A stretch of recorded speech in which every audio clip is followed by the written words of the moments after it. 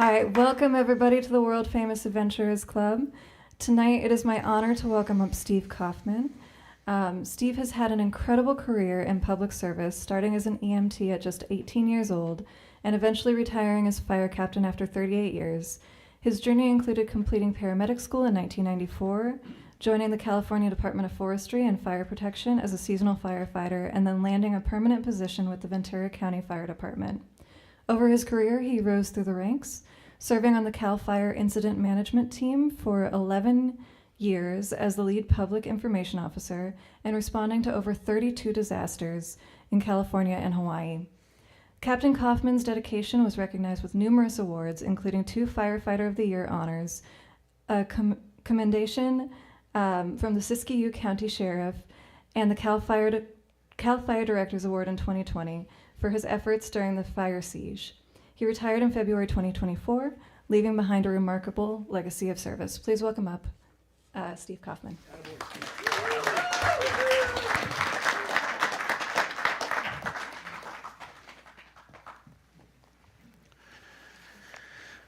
Wow, what a privilege, what a privilege. I think we're going to start right off the bat with a video. So I'm going to hold tight here for a second.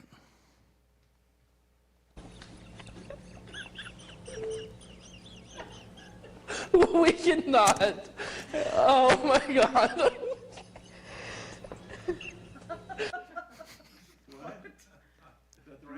Yeah, that's the right one. I don't think it started at the beginning. Phoebe, it didn't start at the beginning?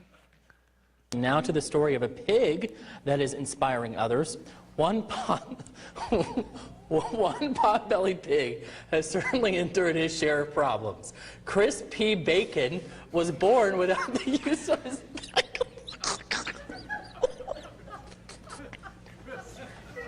I can't.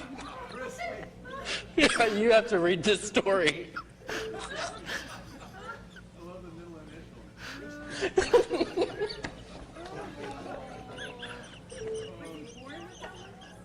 We cannot. Oh my God. He couldn't even finish the story.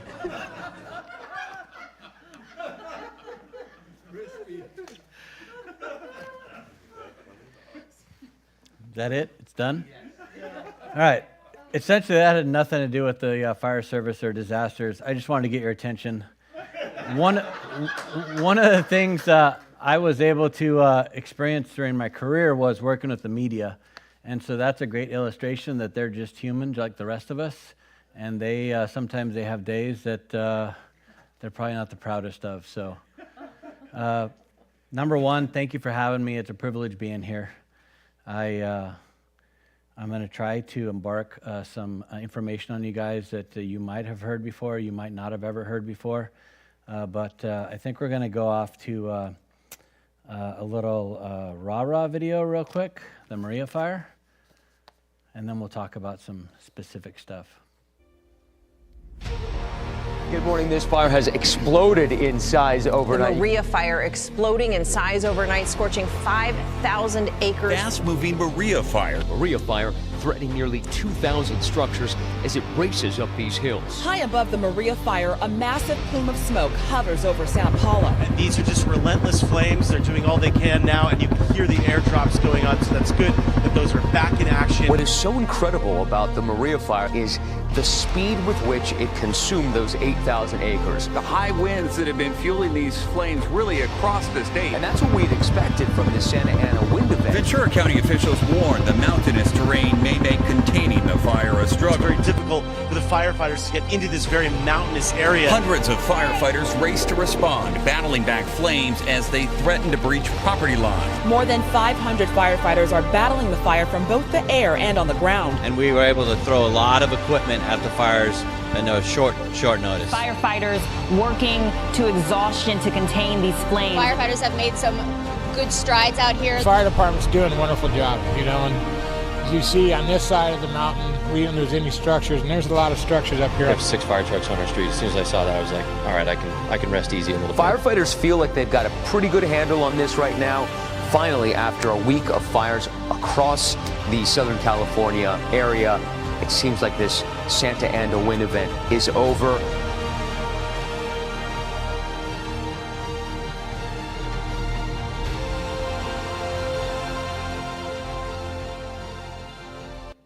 So Phoebe talked about my background. I had the privilege of serving on CAL FIRE incident management team for, state of California has 6 incident management teams. And each week, one of those 6 incident management teams is on rotation. So if there's a disaster anywhere in the state of California, that incident management team is mobilized and responds to the fire to assist with the fire.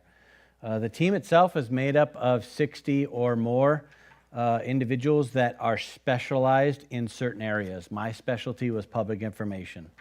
But everybody on the team has a specific specialty, and it's one of the most amazing things during my entire career was serving on the team for 11 years, because when you have 60 people that have a specialty that are type A personalities, you know that no matter what, things are going to get done. You ask them, you don't have to remind them, and they follow through with whatever the task at hand is. So when they go to an incident, a lot of people think that an incident management team shows up in an incident and they take it over. At the end of the day, they're assisting the local jurisdiction with the actual disaster. Sometimes we do that by standing side by side with the locals, and they are able to mitigate the disaster with us standing side by side. Sometimes we stand behind them and push them forward so they can actually do it themselves with a little bit of guidance. And sometimes we step out in front and take the lead because they're so overwhelmed by the disaster itself that they need that kind of assistance.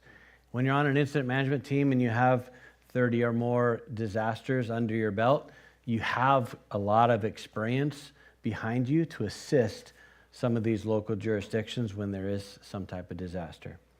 So I want to talk about, the first thing I want to do is a little unorthodox presentation because I'm going to kind of be all over the board. But I want to talk about, first of all, the first 12 hours. And I want to make it real clear right up front that I'm not here to talk about the Palisades fire. I'm not here to talk about the Eaton fire. I wasn't on those fires. I'd be more than happy to answer some general questions at the end if you have general questions, or afterwards if we want to do a sidebar, but I wasn't on those fires. I don't think it's fair for me to speak for those fires. But what I will speak to those fires and most of the disasters that we've seen over the last 10 years, because if you've been in California the last 10 years, you've seen that the disasters seem like they're getting worse and worse and worse. So the common denominator with all these fires is the winds, the unpredictable winds. Every single one of these major fires had that in common. And so the first 12 hours of a wind-driven fire is probably the most critical. Number one, you're never going to have enough fire equipment. It doesn't matter what jurisdiction you're in. You could have all the fire engines in the world. If it's a wind-driven fire, the wind is driving the fire completely. You don't have any control of it. You're not going out and putting out fires. Excuse me. What we call it is you're basically in a position where you're in rescue and evacuation mode. So the fire engines that are responding to the fire, that's what they're engaging in. They're engaging in rescue.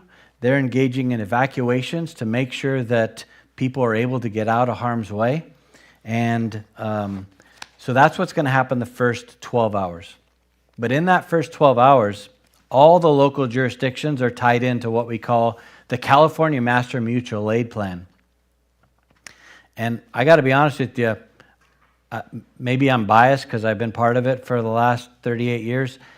One of the best systems in all the United States of America.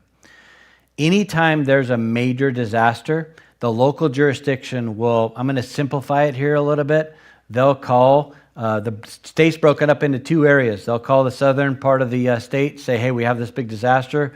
We need 25 strike teams of fire engines. For the layperson, a strike team is 5 fire engines and a leader, so somebody in like a fire SUV. And then that southern area of California will start coordinating that. They'll put a message out to all the fire departments in Southern California. This is how many strike teams that we need. And then fire departments will start responding to that. LA County will say, hey, we got some fire engines, we'll send you.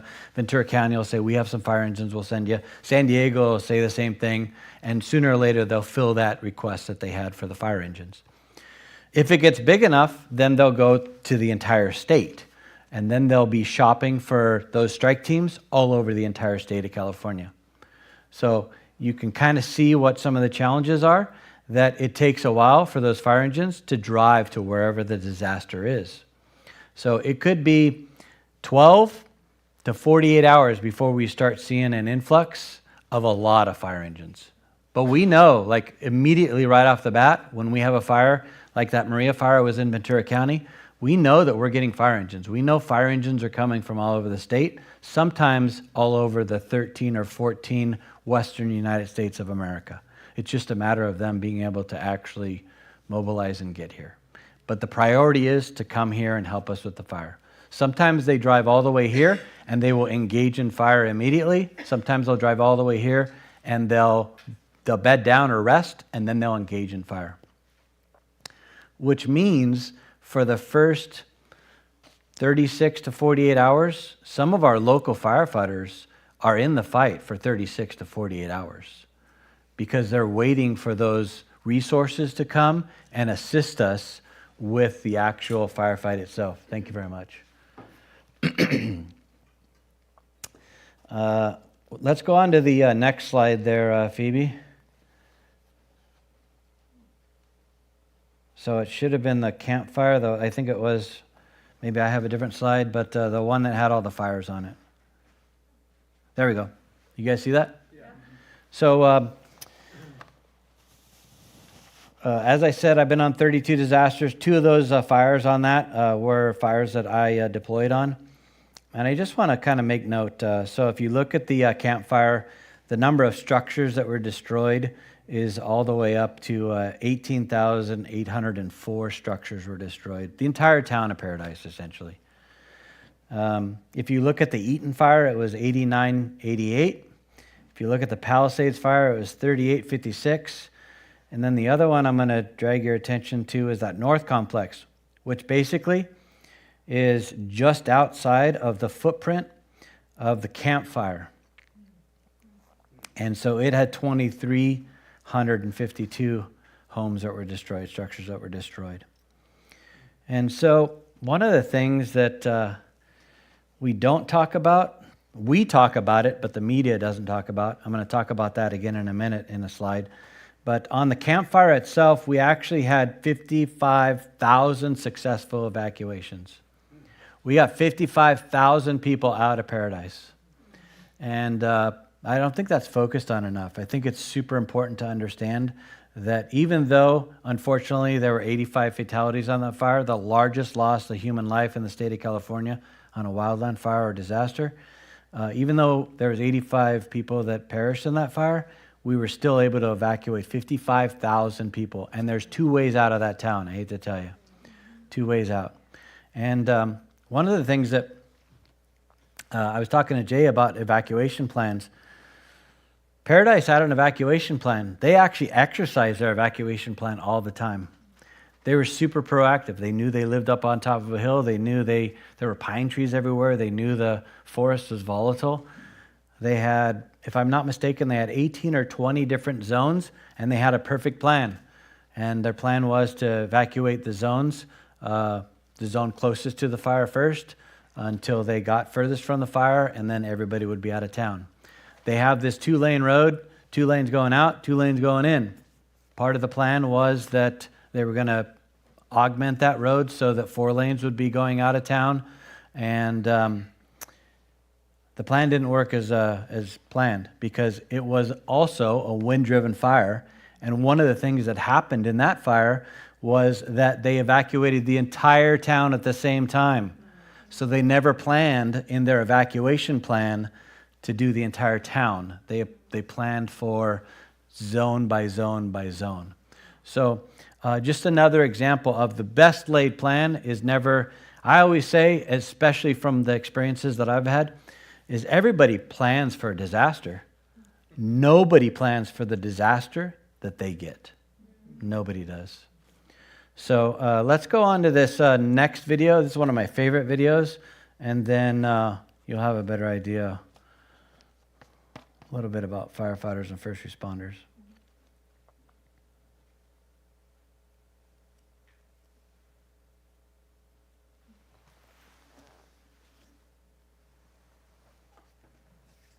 Is it coming? There it is. I say I'm too late. Got nothing in my brain. That's what people say. That's what people say. I go on too many dates, but I can't make them stay. At least that's what people say. That's what people say. But I keep cruising. Can't stop, won't stop moving. It's like I got this music in my mind saying it's gonna be alright. Cause the player's gonna play. And the haters gonna hate, baby.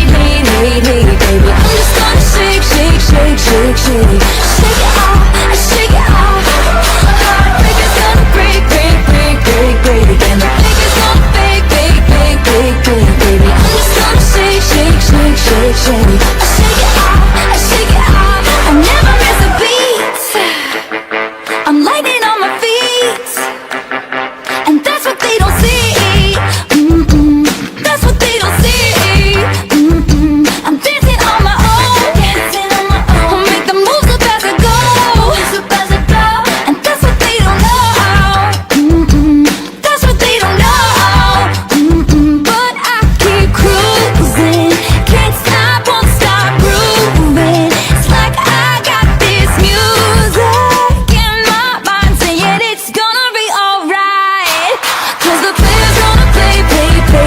And the haters gonna hate, baby. I'm just gonna shake. Shake it off, shake it off. The heartbreaker's gonna break. And the faker's gonna fake, baby. I'm just gonna shake. I shake it off, I shake it off. Shake it off, I shake it off. I shake it off, I shake it off. I shake it off, I shake it off. I shake it off, I shake it off. Hey, just think while you've been getting down and out about the liars and the dirty cheats of the world, you could have been getting down to this sick beat. My ex-man brought his new girlfriend. She's like, oh my god, but I'm just gonna shake into the fella over there with the hella good hair. Won't you come on over, baby? We can shake. Yeah. Cause the player's gonna play. And the haters gonna hate. I'm just gonna shake. I shake it off, I shake it off. Heartbreaker's gonna break. And the faker's gonna fake, baby. I'm just gonna shake. I shake it off, I shake it off. I shake it off, I shake it off. I shake it off, I shake it off. I shake it off, I shake it off.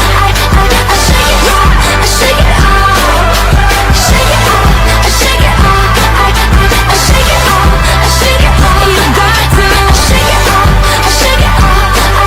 I shake it off. I shake it off.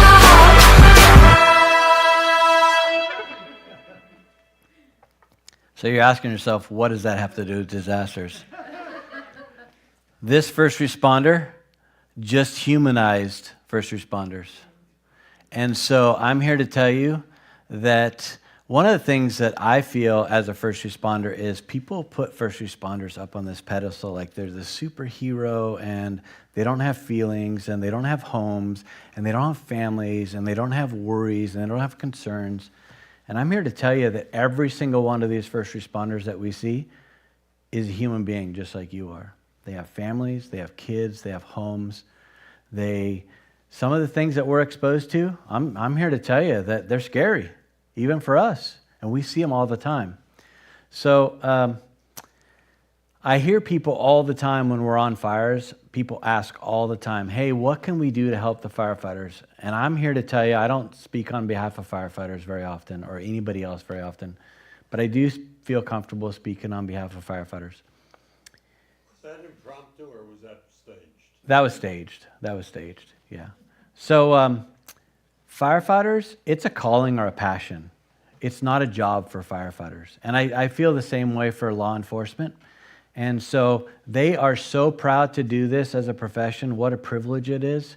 And so when people ask on an incident, what can we do for the firefighters? The best thing that you can do for the firefighters is help the survivors of the disaster. That's who needs the help. We don't need the help. As a matter of fact, I have a couple funny stories about that. Being in the public information office, we get all kinds of requests. And I was at multiple fires. I'm not sure how this happens at every single fire we go to. I have an idea how it happens. I think what happens is, I think some firefighter calls his wife when he's talking to his wife at the end of the day, and he didn't prepare properly. Because at the end of the day, it's not like we're making pennies. Like, we can afford socks and toothbrushes. But for some reason, he didn't prepare properly. He didn't have a bag that had enough socks in it, or forgot his toothbrush, or whatever the case may be. So he tells his wife on the phone at the end of the day, hey, I forgot my toothbrush. And then this is what I think happens. I think the wife puts something on social media. Hey, my husband forgot his toothbrush, doesn't have a toothbrush on the fire. And then next thing you know, I'm not joking, hundreds of toothbrushes start showing up on the fire. Thousands of socks start showing up on the fire. I'm all, what's this for? Somebody said firefighters needed socks. And I'm all, oh my goodness. So I'm here to tell you, they do not need socks. They do not need toothbrushes, okay? And the way it works on most of our fires is in the state of California, if you go on a state fire, the firefighters are working for 24 hours. 24 hours nonstop they're working, and then they have 24 hours off. They can go to Target. They're going to kill me for this, but they can go to Target and buy some new socks and a toothbrush. But they don't need socks. Really, honestly, at the end of the day, focus on the survivors. That's who needs the help, and that's really who we want to put the help to. I'll take questions at the very end just so I can keep my rhythm. And then we can go to the next, we're at the next slide here. So this was just the PIO crew for the campfire, over 55 PIOs, and they were able to help us get the message out. One of our goals was we did press conferences every single day. We did community meetings every third day. We got out into the community and we talked to the community. Not only did we talk to the community, but we looked at what their concerns were in all the social media responses that we had, and we addressed those responses in a lot of our communication. We put public information out into the community. We have these little sandwich boards, we call them, but they're basically 4x8 piece of plywood on legs, and they put them at coffee shops, Costco's, supermarkets, post office, and then some of the public information officers will actually man these sandwich boards and talk to the people about what the fire is doing that day. At the end of the day, people want to hear it from a firefighter, what's going on at the fire. On the Thomas fire, we had over 80 PIOs. Right outside of the second largest media market in the United States of America, 80 PIOs. And I didn't feel 80 was enough. I felt we were understaffed with 80 because there was such a demand for information. We're living in a world right now that they want instantaneous gratification and information. And so if you can't deliver that, then you're not fulfilling that need. So being out in front of the public, it really gives them that transparency, and that's one of the things that we had most of our success with. We can go on to the next slide. This was the first night at the campfire, and that was the media pool that was there. It was gigantic, a little overwhelming. So let's talk about the media real quick. The last few fires, probably the last 5 or 6 fires, all I keep hearing is blame and negative on the fire. And so let's ask ourselves, really, at the end of the day, is that helping our fire survivors? Why are we not talking about how many people we rescued? For example, there was a mountain fire in Ventura County in December in Camarillo, and the Ventura County Fire Department did well over 100 rescues. We're not talking about that. And I really challenge everybody, either listening at home or watching here live in the audience. I challenge you to demand that the media talk about the good things, at least for the first 5 days. I want to hear the challenges and the successes that our firefighters and first responders are making every single day. And rescuing or evacuating successfully 100 people, whether you load them on the fire engine or load them in a police car or load them in their car and get them out of harm's way, I think that's a big deal, and we're not talking about those things. When I was in Maui, they were, same thing, it was the same exact thing that happened when I was in Maui. They were getting hit with all these questions that at the end of the day really didn't matter. Who was in charge of the fire when the fire happened? They wanted to know what time the fire happened. There was all these like procedural questions that they wanted to know. But at the end of the day, I asked the fire chief, I've been on the island for 5 days, and my recommendation is you talk about these things. In the 5 days that I was on the island, I found out about a crew that loaded a lady in the fire engine in the Lahaina fire, drove around with her doing other rescues and evacuating other people for about 4 hours before they actually were able to drop her off at the fire station safely. So she saw their work. She saw what they were doing. Nobody talked about that yet. There was a firefighter that was off duty that took her soccer mom van into the fire area and evacuated people in her soccer mom van. Nobody was talking about that. There was firefighters that came in off duty, showed up at the fire station, took a pickup truck because that was all that was left in Maui. So they took one of the fire pickup trucks. They went into the town of Lahaina. And those were the guys that rescued all the people that were stranded on the beach because of the fire. And they put them in the truck and drove them out of harm's way. That was not talked about either. So after we had this conversation with the fire chief, who is a great guy, we started seeing those stories started coming out. And they were able to articulate the good things that they did. And they were able to fire back a little bit with the media about these great things instead of what the media wants to focus on, which in most cases is sensationalism and, negative, and they're trying to get a story out, right? And why don't we go to the next video? This is a video from the Paradise Fire. And part of this presentation is going to be, you're going to laugh. Part of it, you're going to be a little bit scared. This is one of the scared parts.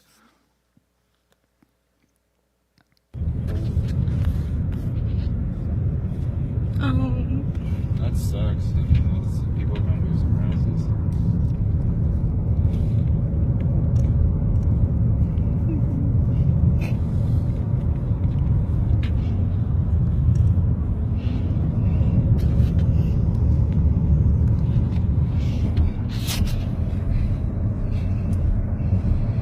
Heavenly Father, please help us.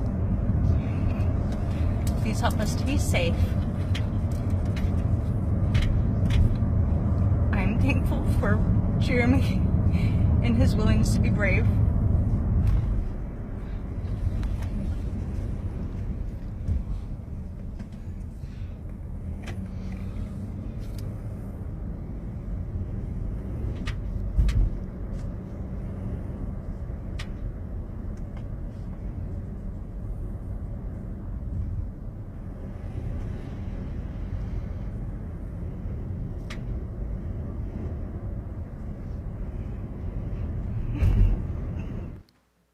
Made it. Made it. Was it a private car? That was a private car, yeah. Yeah. That's one of hundreds of videos that they had from the campfire. There was a couple of videos that I saw when I was up there of people actually loading up onto some of our fire dozers, and the dozers got them out of harm's way.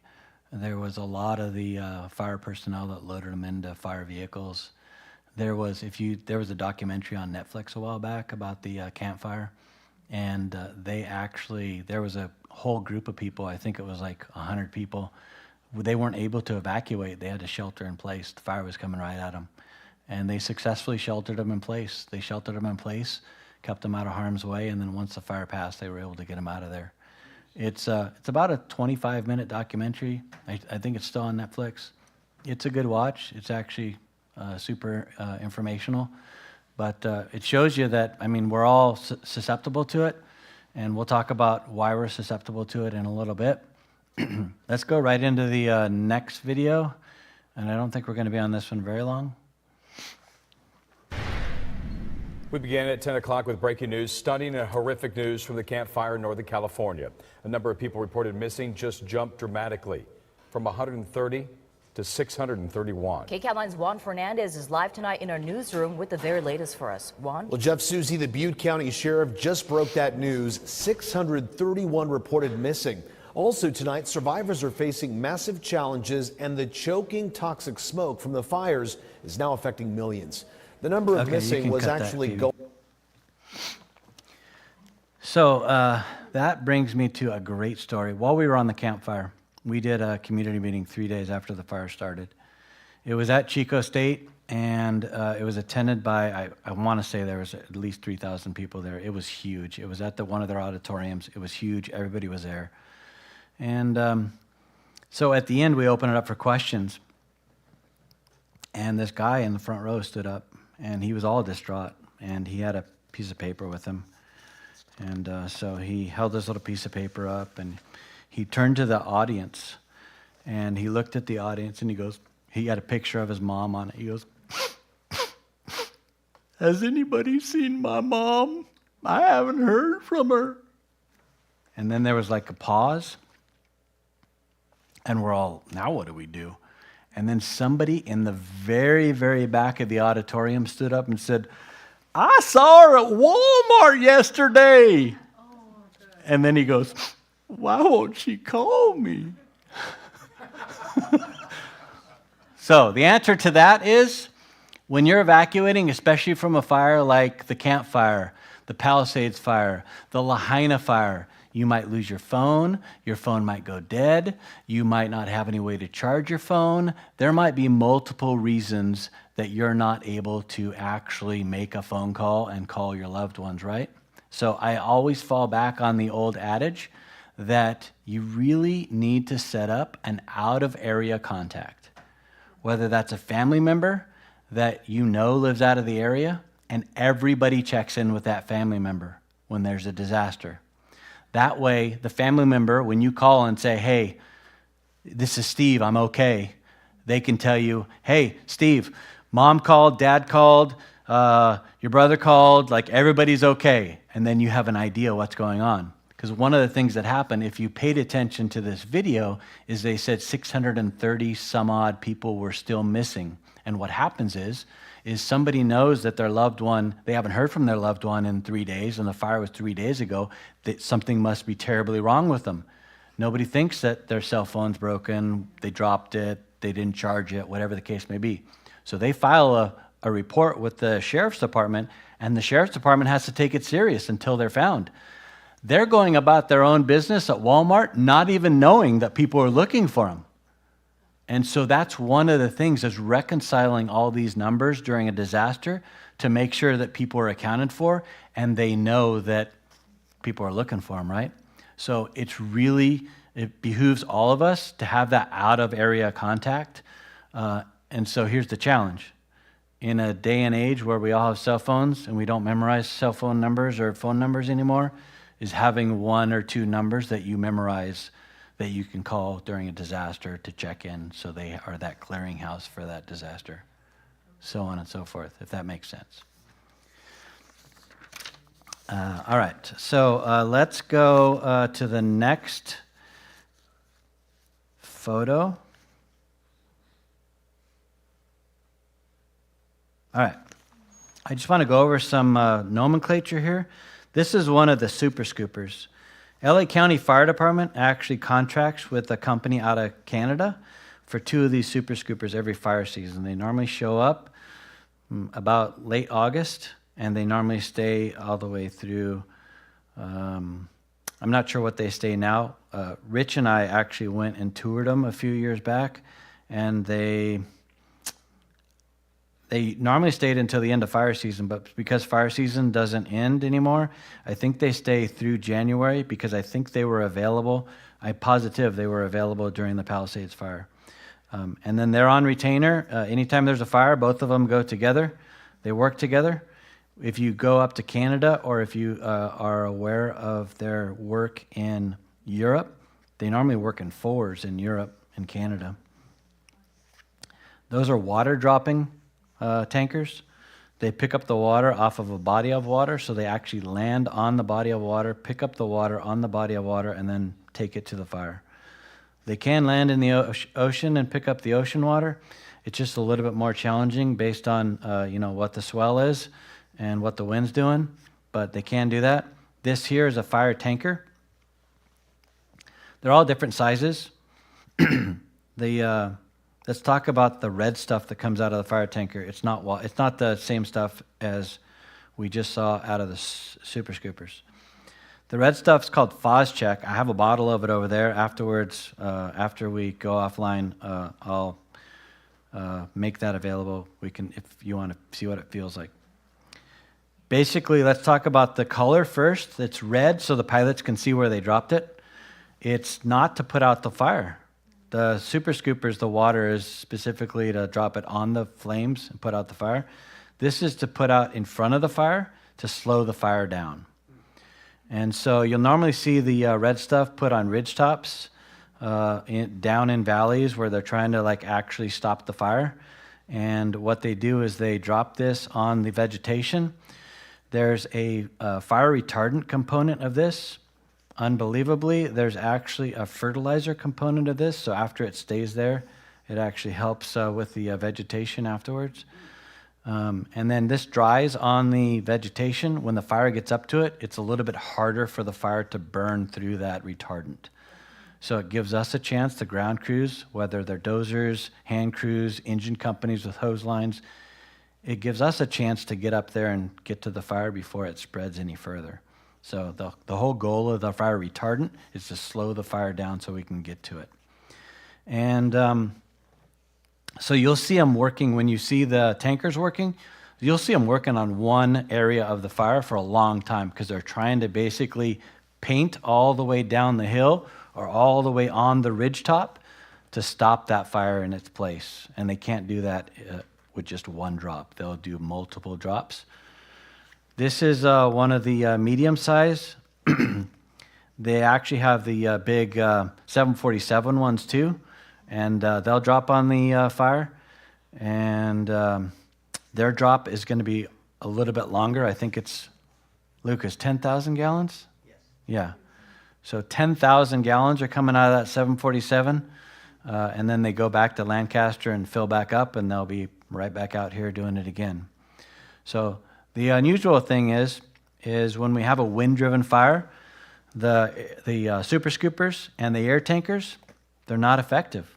And the bad thing is, if the wind's blowing over 20 or 25 miles an hour, we can't even fly the tankers or the helicopters because they're ineffective and it's dangerous for us. So they're out of the picture. They're not even a resource for us.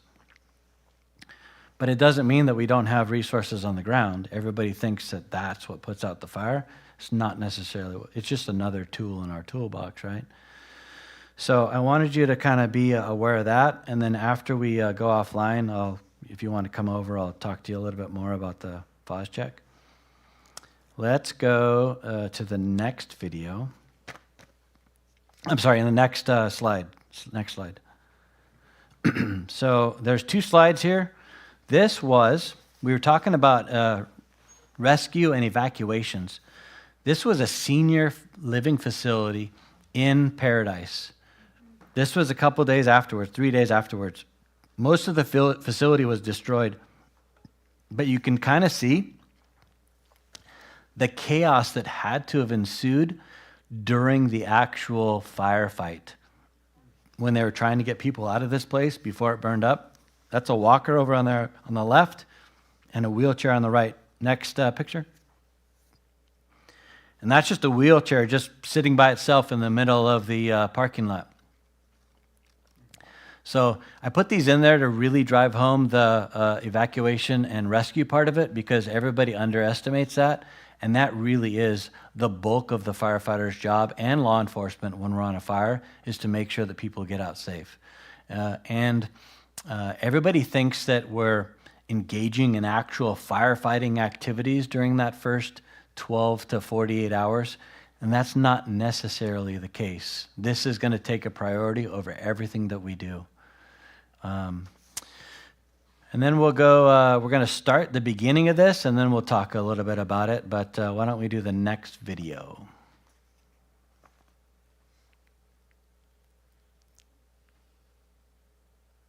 Right out of the 1960s.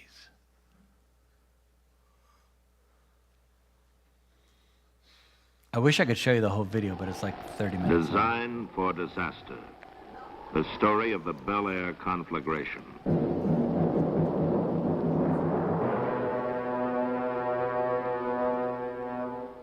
Santa Ana.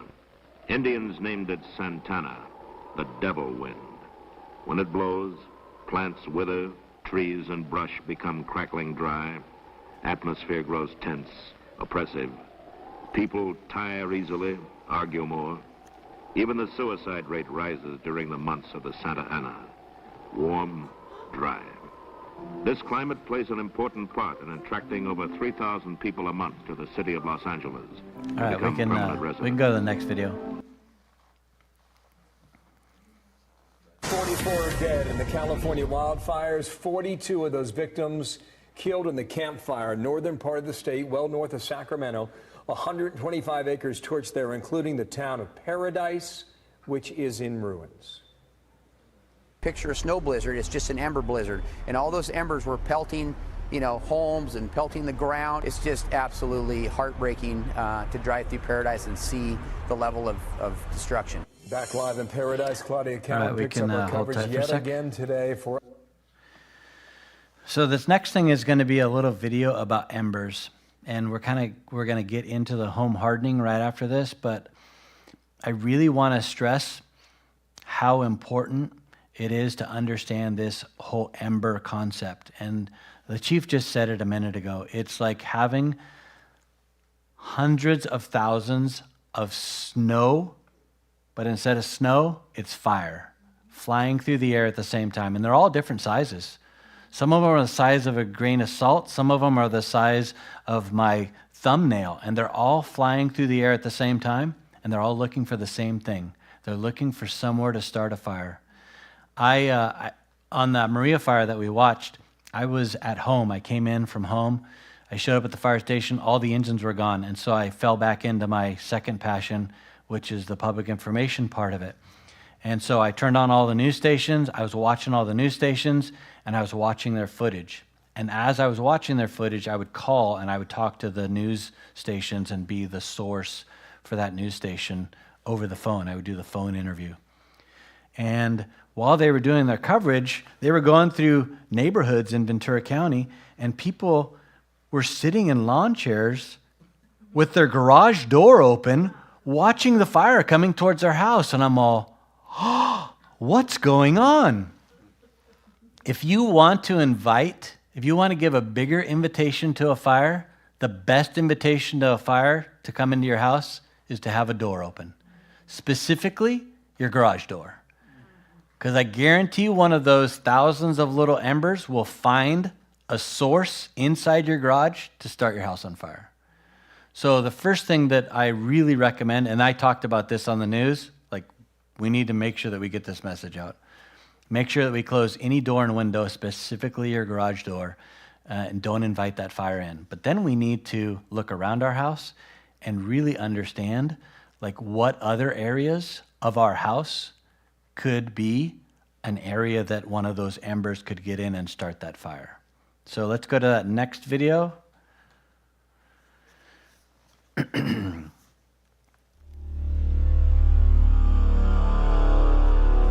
During a bushfire, embers will reach your home long before the flames do. Ember attacks are the most common way that houses catch fire. Embers are burning leaves, twigs, and pieces of bark. They help the bushfire spread by starting spot fires ahead of the main fire front. Short-distance ember attacks happen when leaves and small pieces of bark are blown from burning trees.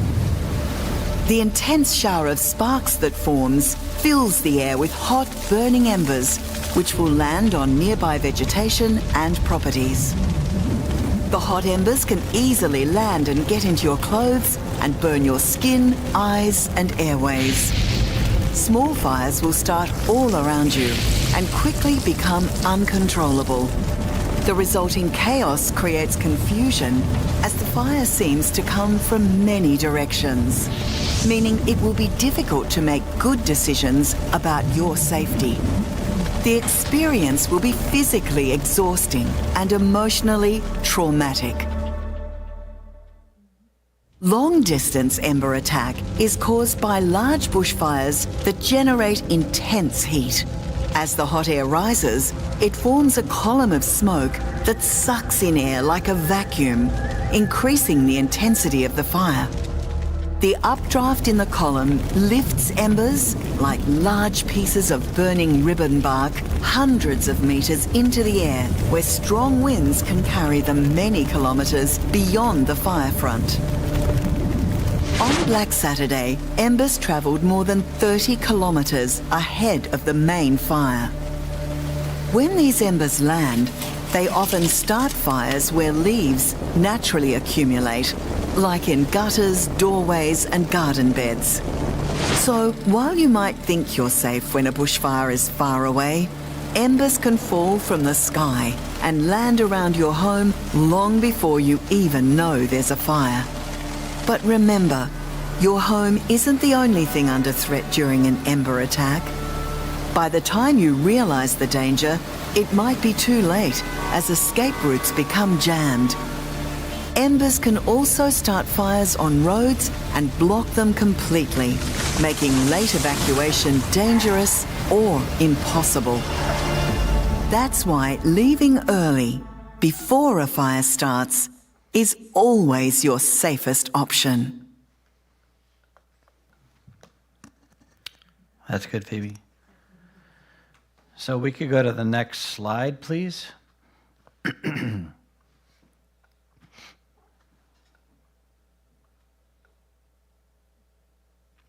in the middle of this photo, you can see the attic vent there. It looks like a half of a moon.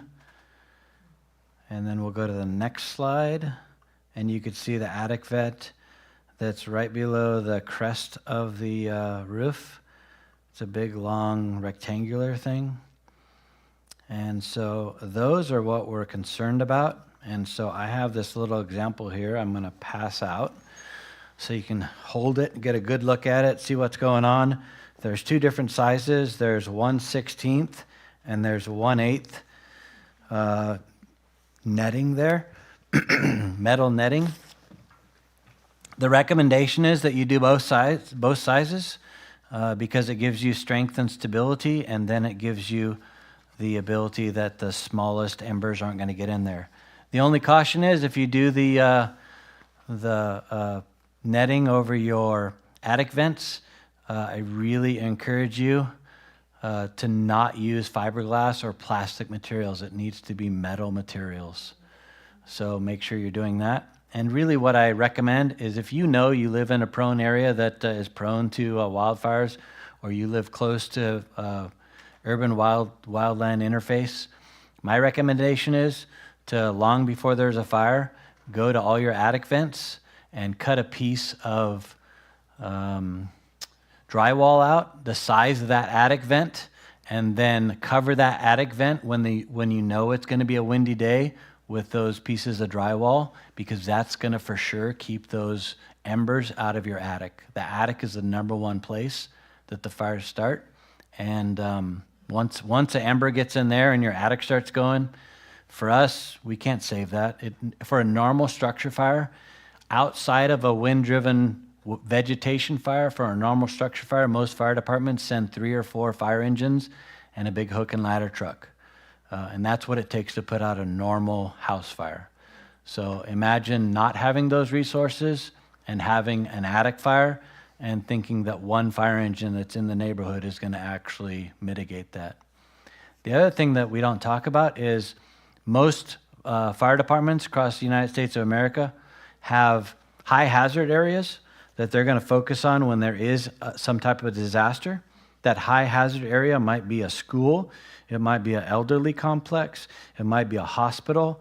Those are all places that we know that are going to be high impacted with a lot of people, and our fire engines are going to, focus on those areas to make sure that we can save those high numbers of people. It might be apartment buildings, it might be, but you kind of get the idea that the priority is life safety over anything else. And then after that, then they'll start engaging in the firefighting, which is probably not going to be for the first couple days, realistically.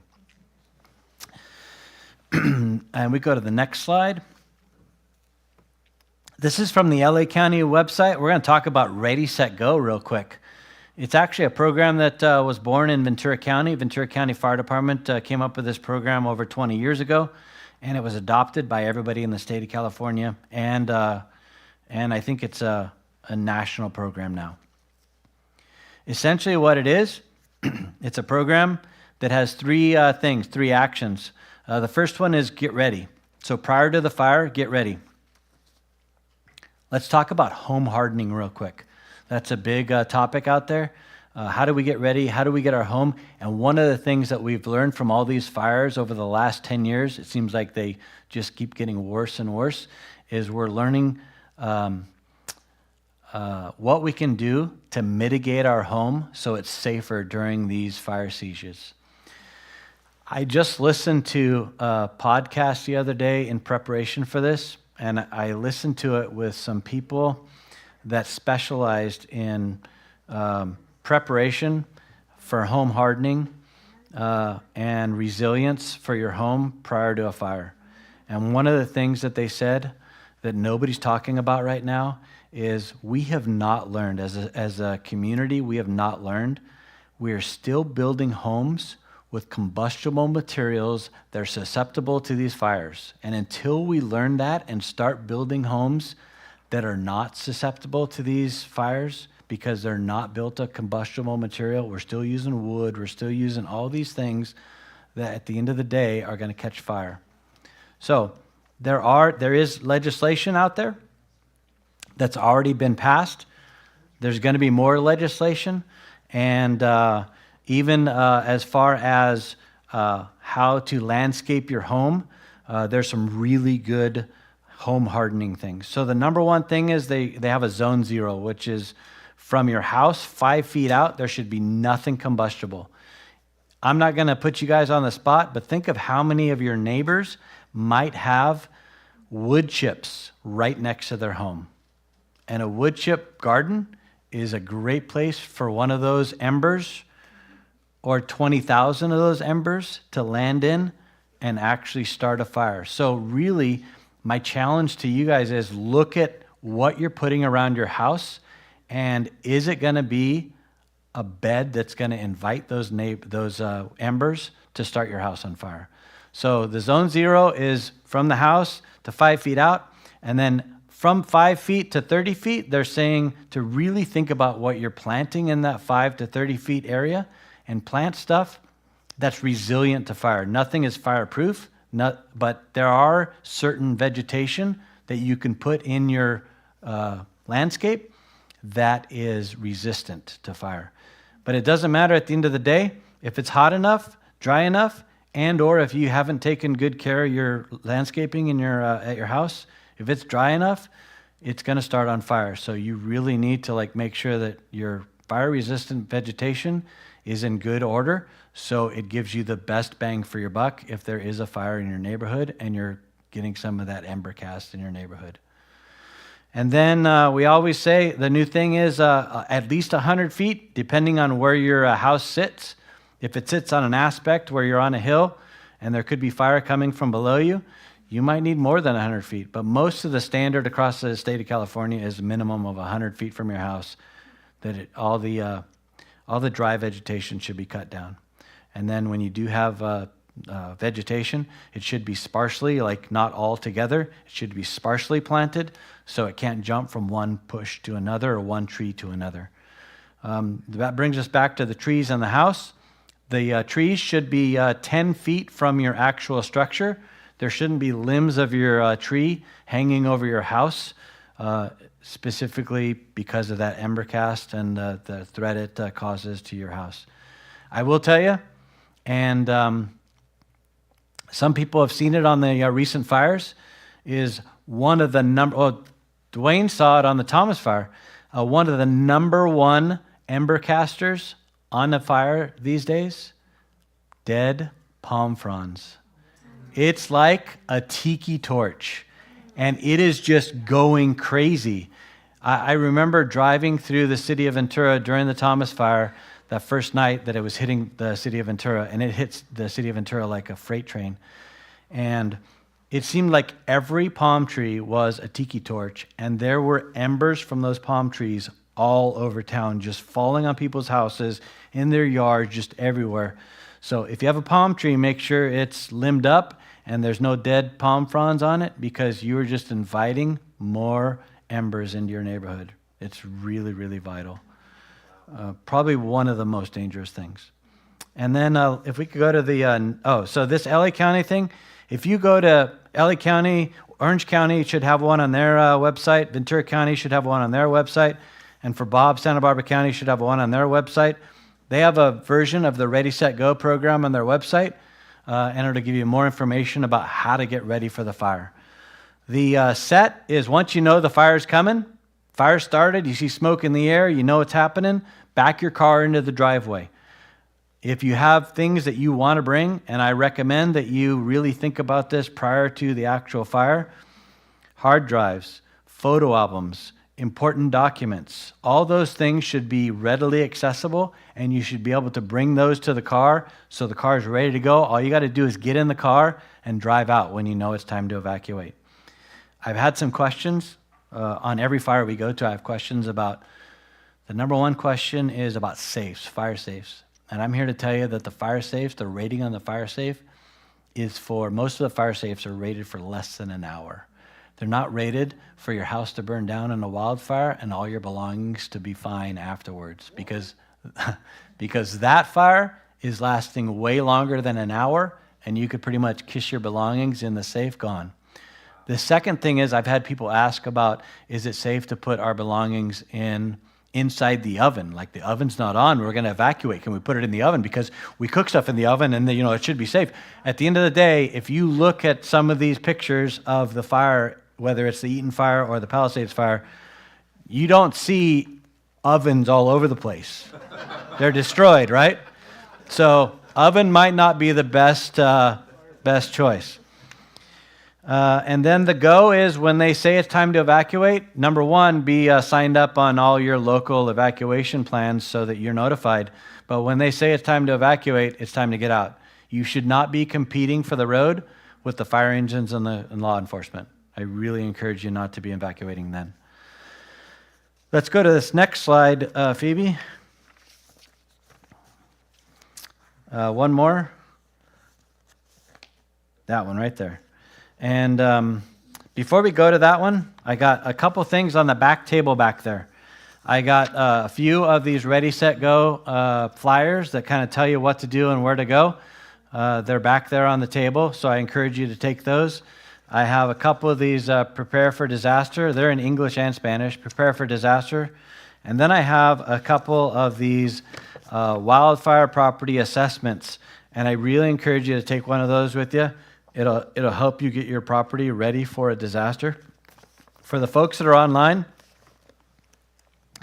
I will work with Phoebe, and I will put together a list of some websites that the folks online can go to so they're able to access the same information. But most of the information you can go to either the county that you live in, their fire department. They should have the Ready, Set, Go program and any associated program. And then I also encourage you to go to this Firewise USA website, firewise.org, and they have a really good collection of how to prepare your home for a wildfire.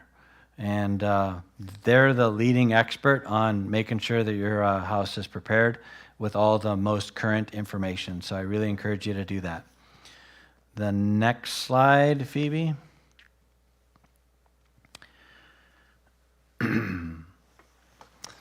This is the Firewise website there.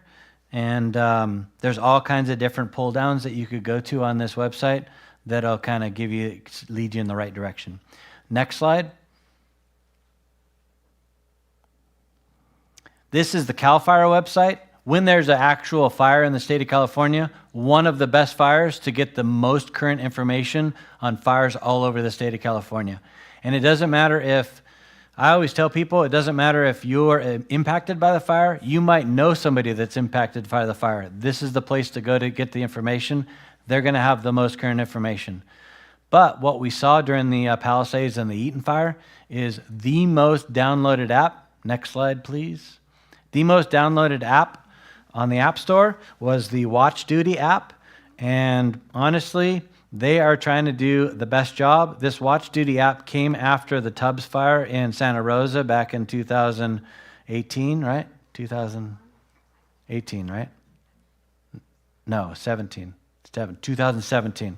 So Tubbs was 2017, yeah. So some tech guy built this app, phenomenal app. And when you go there, it tells you almost everything you want to know. And one of the things that I found from responding on wildfires, there's a lot of people, local, we call them stringers. There's a lot of local stringers, which are local news people that basically gather news. They might be the news source for their local information area. Like in Big Sur, there was this lady called Big Sur Kate. And Big Sur Kate was phenomenal. But sometimes she got the information wrong. But as soon as you told her that she had the information wrong and you gave her the current information, she ran with the current information. She wasn't looking to put out erroneous information. She just wanted to be the source for her community. She wanted to have a purpose and be the source. So we gave her the information. Watch Duty is trying to do the same thing, but they're using AI technology and all these other things, crowdsourcing, all these other things, and they have some pretty good information. So I really encourage you to download that app onto your phone. So for the next disaster, it's already on there, it's ready to go, and all you have to do is utilize it. And then one more slide, Phoebe. This other app is called the Frontline Wildfire Tracker, and that's a great app to have. Just another resource to have in the event of a wildfire. And then we will go to the next slide, and we'll hold on that one for a little bit. So this lady right here, I'm going to go into some stories real quick because I still have 13 minutes according to my clock. So this lady right here, the blonde lady to the right side of the screen with no hat on, that's Jolene. And this is up in Monterey. Jolene, she lived in an area called Kishawa, right? Did I say that right? I don't know how to say it either. Okay. So she lived in a little area called Kishawa. The fire that we went on was called the Soberanes Fire, and her grandmother was a Soberanes. I guess the mountain was named after her. Oh, that's what everybody wants to know. Shoot, I forgot that. Everybody wants to know how these fires get their names. So it's nothing tricky. It's nothing tricky. Usually, they're a jurisdictional boundary, either a road, a ranch, or some type of jurisdictional boundary. And so for the Camp Fire, it started on a road called Camp and something else, and so they went with Camp Fire. For the Palisades, it's pretty clear how we got that name, right? It's the Palisades area. For the Eaton, it must have started off of Eaton up at the fire. That's how the fires get their names, and it's nothing like miraculous. I always wanted them to name a fire after me, but it never happened in 38 years. It is what it is. There's no names in Ventura County that are my name, so it's all right. So Jolene's family was tied to the area for over 100 years. Jolene was deaf, and she came up to us. That right there, she came up to us and said, "Hey, I'm deaf, and can you get a sign language interpreter?" That was the first incident that we actively searched for sign language interpreters. But we got it. Within a couple of days, we got a sign language interpreter. And all of a sudden, we were Jolene's best friend. And she's actually a really, really great lady. So Lucas was on the fire, and then I got there because I was on vacation, and he handed it over to me. And then I met Jolene. And then I actually gave her my cell phone number, and she would text me every morning. And on an incident, we actually would do this piece of paper called a fact sheet or a daily update on all the stats of the fire, the number of acres, the number of firefighters, the number of containment, and I would text that to her every day. Now all of a sudden I'm like her really, really, really best friend. Then we had a little, right out by the area that she lived, which was super remote, we had an area that we set up as a drop point. So we would leave generators there, gasoline, chainsaws, hose, anything that the firefighters needed, we would leave in this one area, but we didn't check it. We just left it there, and the firefighters knew that that was the area to come get it. But we noticed that a bunch of stuff went missing. So I loaded up. We could do the next slide. I loaded up, and we drove out to a ranch. This is a ranch. And so I was super tactical like I did this. I took some maps, I took some fact sheets for the day, and we drove out to a ranch. And I gave her the map, I talked to her about the fact sheets, and then I told her that all our stuff was missing from that drop point. She was furious. So we left. We didn't know what was going to happen. We left, and within 24 hours, Jolene, because she's an elder of that community, she reached out to that community, and that community returned everything that was missing. It was absolutely incredible. So it gets better. It gets better. Jolene was an artist, and so she did some little artwork, and she put it on a T-shirt as a fundraiser for the survivors of the fire. And she was selling them. So she came to the camp one day. I said, come on, bring them down. So she came to the camp one day. It was like right at dusk. She had this old ranch pickup truck, and in the back of the ranch pickup truck, she had all these T-shirt boxes. We all know what those look like.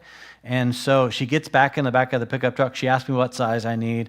She gets in the back of the pickup truck, and she's bringing the T-shirts right up to her eyes, and she's looking at them to see the size.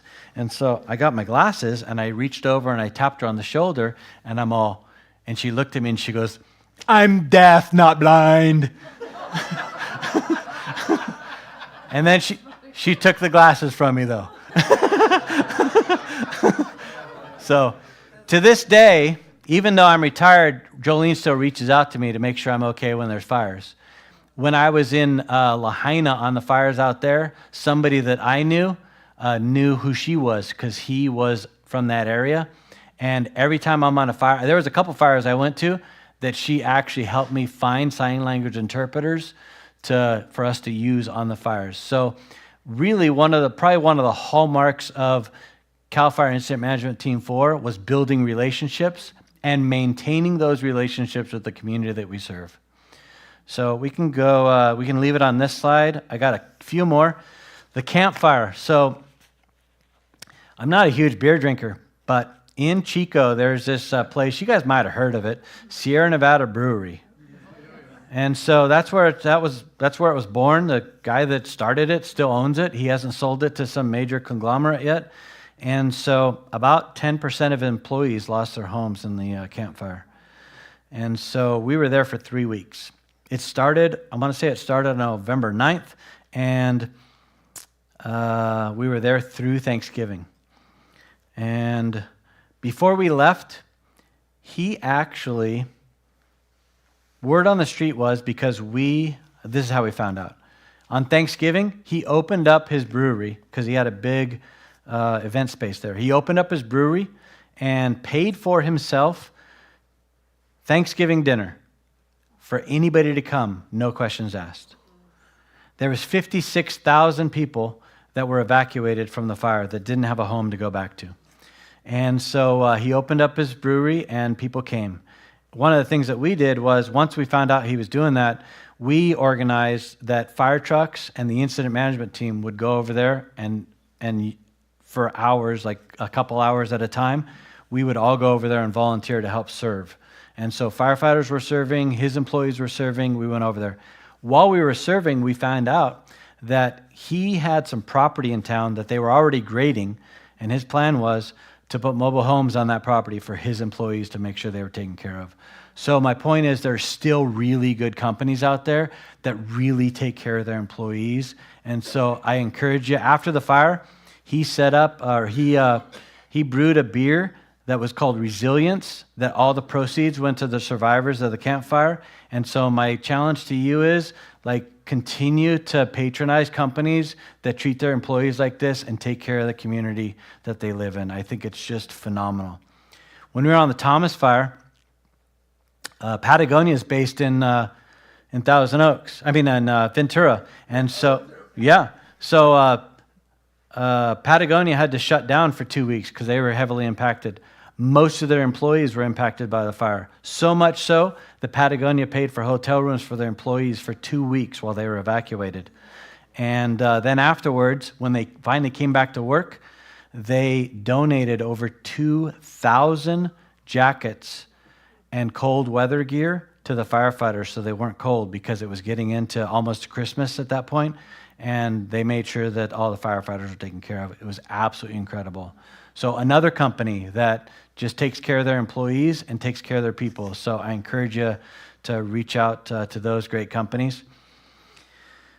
When we were in Lahaina, they were really struggling, like communicating with the community that was affected by the disaster. And I can't tell you how important I feel it is to communicate with the community that's affected by the disaster.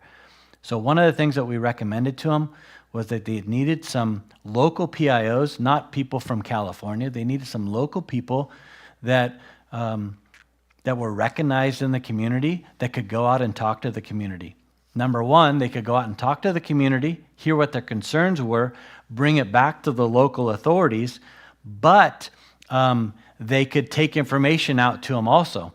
So it's a two-way street, right? If you just do one of those sandwich boards that I talked about earlier, that's a one-way street. You're not talking to anybody, you're just giving them information. But at the end of the day, I really want to know like what's going on in the community. So we recommended that they started this group. They did. They called it the Kukua group. In Hawaiian, Kukua means to help. And so they hired 10 people. And most of them were local. Most of them were from the hospitality business. So they worked at hotels, restaurants, bars, stuff like that. So they're already kind of known in the community. They already had some reputation in the community. And they would go out every single day, and they would go into the community, and they would talk to the community. They would hear what their concerns were. They would bring them back.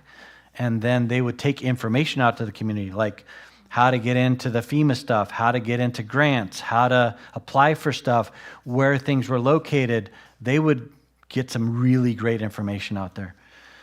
So when I went back for the 1-year anniversary, I was able to connect with all those people that we got hired into that Kukua group. And one of the things, I couldn't have been a more proud dad at that point, because one of the things that I found out was all of those people, because of the position they were in the community, they were making contacts with people. And when they were making contacts with people, people saw their work ethic and they saw what a difference they were making. All of those people, when that crew was disbanded after 3 months, went and worked for other non-governmental organizations in the same type of capacity. And so they still continued the same kind of work. And it was because of the foundation that we created for them that they were able to go do this great work. So I really encourage, if you're in a position where you can do something like that in your community, go do it. And then the rewards are going to come back sevenfold. I really, really believe that. Another organization that we interfaced on the campfire, it was called Global Empowerment Mission. They're out here on the Eaton Fire. They're on the Palisades Fire. They still have offices in Chico because of the campfire, and they're still helping all the survivors in Chico from the campfire. And they were also out in Lahaina. They've been worldwide. And basically what they did on the campfire, they called me and said, hey, we want to come out and give all your survivors $100 gift cards. I'm all, come on out, we'll take you. And so they did, no questions asked. They came out and gave all the survivors $100 gift cards. And so now they're bigger and better. It seems like every single disaster, they get a little bit bigger and a little bit better, and they're actually making a difference and getting some money out there to the fire survivors. And before I play this last video, this is probably one of my favorite stories on the face of the planet. So I wasn't even on this, but I tell this story all the time because it warms my heart so much. So there was a fire, I think it was called the Dixie Fire. And the fire had already passed through this community. I don't know what the community was. Fire passed through the community, and somebody called the PIO office and said, hey, our relative is on hospice, and we know the fire's already passed through, and their last wish is to die in the house they grew up in. We just want to go back to the house. even though they were still under an evacuation order. And so they hung up the phone. They took it to the lead PIO. The lead PIO took it to the incident commander. The incident commander, of course, said, absolutely, we'll make that happen. So not only did they make that happen, the person was able to go back into their home and die peacefully in their home, but they made sure that even though the fire threat had passed, that there was a fire engine in that area in case something weird happened. Now, I'm still talking about that story 5 years later. What do you think that family's doing right now? That family is talking like, what? It's not that hard. Like, these are the people that we serve. So that's probably one of my favorite stories of all time. And I'd like to think that we made some impacts like that, over the course of my tenure. But it's really not that hard to do the right thing and take care of a human being, take care of people. So I'm going to end it with this video. And if this video doesn't give you a good idea of how great your firefighters are, nothing will. So you can play this video. One firefighter in California delivered the best possible news to a resident who escaped the so-called holy fire while battling the wildfires in fatigue. Here's proof that crews are dedicated to saving thousands of homes. Me, my wife Wendy, and my aunt all watching my phone live, watching the fire raging to my house. From his Skybell HD camera, Frank Grasso watched flames from the holy fire melt his fence and race toward his Corona home. I 100% thought my house was going to go down, and the next thing we would know, we'd be watching a melted camera. My wife had started crying at that point because it was real. Just before he was evacuated Thursday afternoon, Grasso pointed one of his cameras in an upstairs bedroom toward the canyon to keep an eye on his home. From his aunt's home in Irvine, he watched as firefighters attacked the flames and saved his home. Then, the real surprise. All of a sudden, I get a notification someone's at my front door from my video doorbell. Your house is safe. I really appreciate that. Thank you so much. Okay, are you guys doing okay wherever you're at? Yeah, we're over here at my aunt's house in Irvine. We're okay. I told them, thank you, we love you. We love you guys, man. We love you guys, man. Stay safe. It's times like these that really, open your eyes up to, their level of commitment and what they do. The massive holy fire has been burning since August 6th and has burned more than 22 acres. Officials say the fire has reached 59% containment, offering more hope to residents of Riverside and Orange counties. That's it. Thank you for having me. Do you have time for a few questions? Yeah. Okay. So we're going to take a couple questions here. I'm going to start off. These fires do billions of dollars of damage. And one of the things, we rent lease a couple super scoopers from Canada. And I don't know if we had an invading army that was going to attack us, we'd have a military that would prevent that army from attacking us.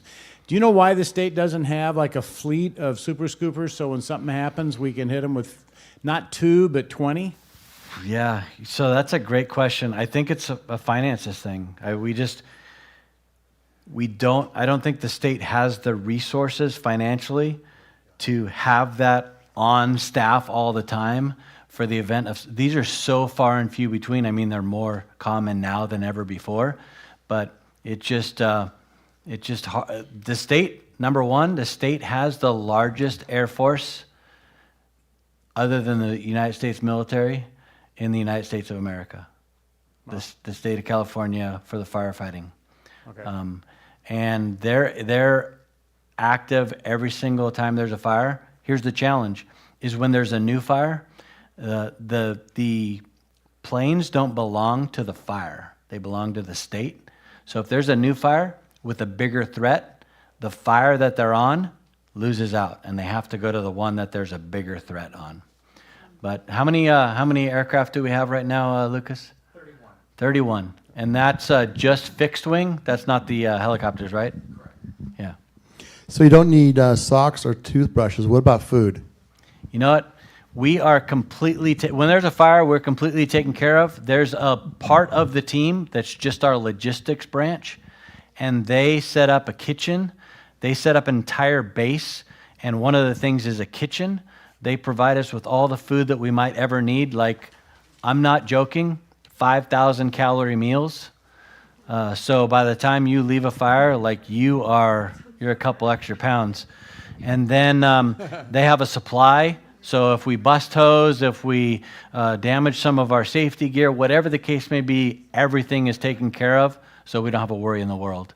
Yeah, we're definitely not, the focus is really on the community that's affected by the disaster. Yeah, Steve, thanks so very much for this program.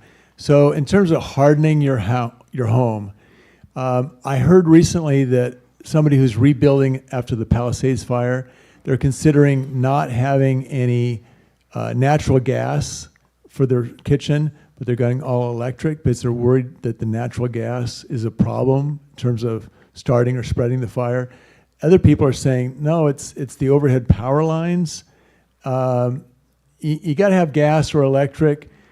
Are they equally to blame? Or if you had to, I mean, do you have a preference on which of these two is the worst evil? Gas or electric? Well, what starts more fires? I think the power lines, the overhead power lines.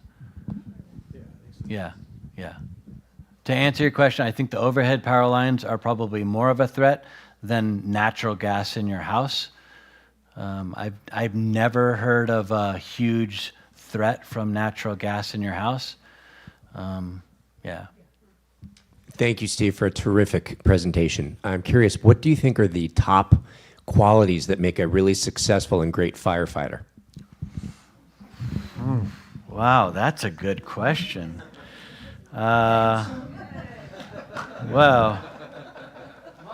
hold on. You have a mirror? You have a mirror handy? No, I think the number one is you need to be able to get along with people. You need to be outgoing. You need to be physically active and in good shape. I think you need to have a good attitude as far as when I went to work, like there were no 2 days that were the same. Literally in 38 years, no 2 days were the same. So you have to always be up for change. Like every day you show up to work, it's going to be something different, some new challenge, and you have to be ready for that. One of the biggest honors for me was to know that when people have exhausted all their resources, they call the fire department. They call 911 for the fire department to come out. And I would always joke that we're not an expert at anything that we go on. But between the four of us or the three of us, we'll figure anything out. Like, even if we have to, the best thing now is you can look it up on YouTube, right? So we might show up at somebody's house. We might have a couple guys distract while somebody's looking it up on YouTube, and then we'll figure it out. But that's really like being able to think on your feet and to really have a servant's heart. When you're a firefighter, you're a public servant, and you are there for the at will of the community, and you're there to help them. And so having a good attitude and you go out. Is this on? Yeah. Thank you for a great presentation. On Michael's note, what about propane tanks? I have another question too. That's a great question.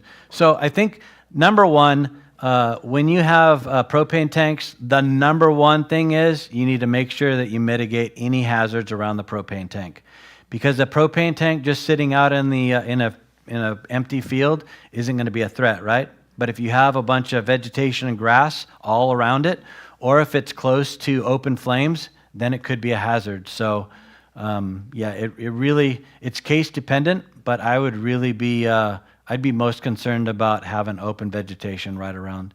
So minimum of 30 feet clearance, but I would go with 100 feet clearance just to make sure that you don't have that. Yeah, mine's not even close. Yeah. My second question is, I know you can't answer this question, but I've lived in Malibu for 25 years, so I've had my share of Malibu fires. Yep. And the very, very first fire was in the 90s, which I don't remember the name of. We lived in Sarah Retreat, which is a canyon. Yeah, I know where it is. Exactly Yeah. where that is. And we were in the very back of Sarah Retreat. Like, there's no escape. And there was approximately 300 fire trucks parked next to the Country Mart, but no one was in Sarah Retreat. So my husband and my landlord were fighting the fire with the garden hose and the sprinklers and whatnot. are they just not going to go in those canyons? Because I remember specifically, and this is a really horrible thing to do, is I marched into the command trailer going, why aren't you guys back there helping us? You know, all these fire trucks are parked in the country mart. Are they not going into those areas because they're too dangerous? So there are some areas that are too dangerous that we've just decided. We've learned a lot of things, and unfortunately we've lost a lot of firefighters over the years, and so we really have to do a risk analysis. Is it worth putting human being firefighters in there for a structure, right? And so that's what they're looking at. They're doing a risk analysis, and they're looking at what's the benefit and what's the gain and what's the risk. Like, what are we risking for this? If there were human beings in there, they probably would go in there. And that's really why we say, like, get yourself out of those situations. I joke with people all the time. When I was on the job, I would joke with people all the time. Nothing is worth your human life for. Anything that's in your house, you might not think so, but I know you could buy it on eBay because I've looked. Steve, you know, the aerial support that you get with the 31 aircraft in the fleet plus helicopters, that's a lot of planes flying in the same airspace. How's that all coordinated?